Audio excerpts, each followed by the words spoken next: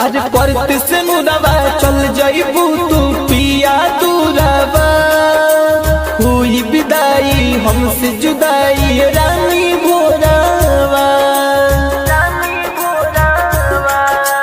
कैसे भुलाइब दिल के मनाइब कैसे दूरी सहाई मारी के गम के तुमान हो हर दिल के तू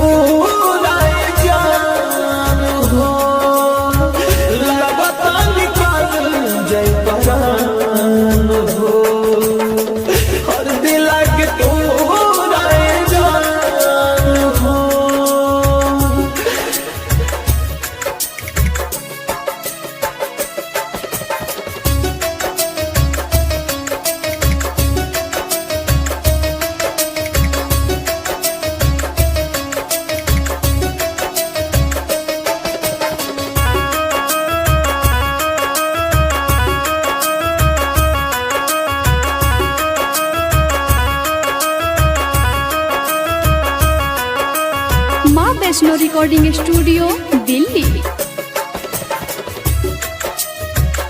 राइटर किसानी कहे दिल जानी साथ फिर लेते खत्म होए कहानी